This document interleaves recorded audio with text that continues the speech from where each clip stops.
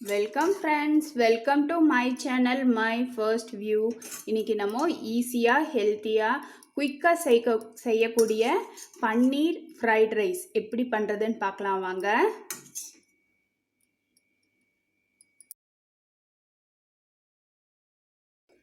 முதல்ல நம்ம ஒரு பேன் இல்லைன்னா ஒரு கடாய் வச்சுக்கலாங்க. அதில் நான் கொஞ்சமாக எண்ணெய் சேர்த்திருக்கேன். இப்போது இதில் நம்ம கட் பண்ணி வச்சுருக்க இந்த பன்னீரை சேர்த்திடலாம்.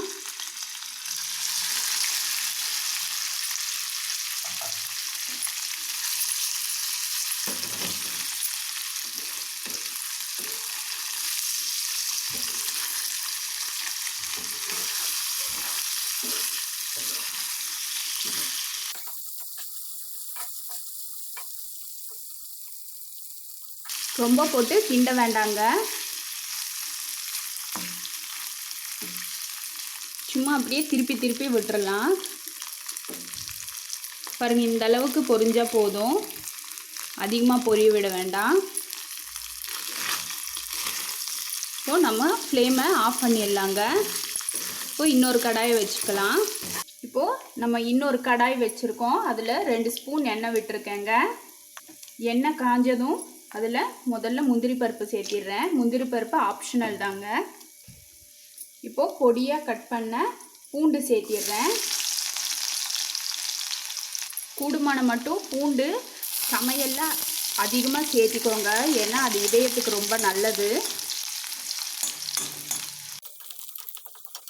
இப்போது பொடியாக கட் பண்ண வெங்காயம் 1,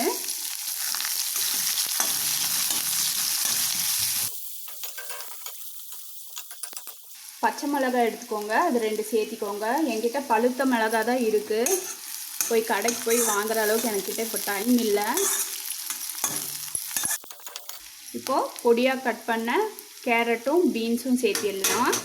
இதையும் சேர்த்தி நல்லா வதக்கிடலாங்க.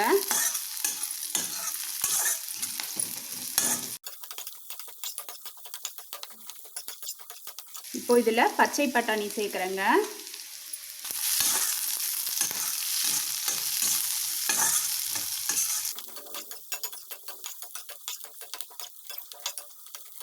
கேரட் பீன்ஸ் பட்டாணி நல்லா வதங்கிடுச்சுங்க.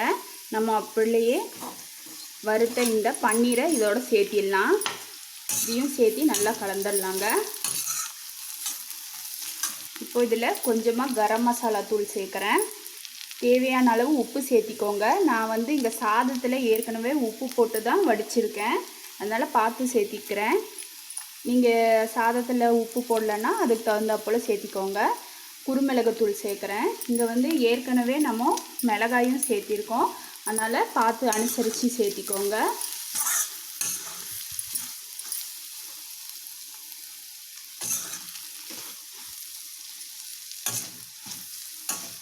இப்போ இதில் நம்ம சாதத்தை சேர்த்திடலாம்.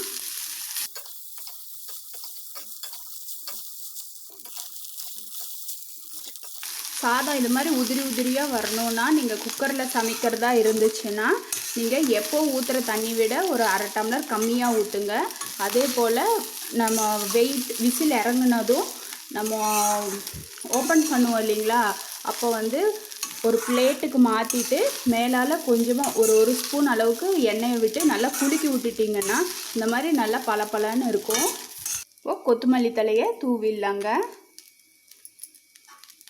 உங்கள்கிட்ட வெங்காயத்தாள் இருந்துச்சுன்னா வெங்காயத்தாள் கூட சேர்த்திக்கலாம்.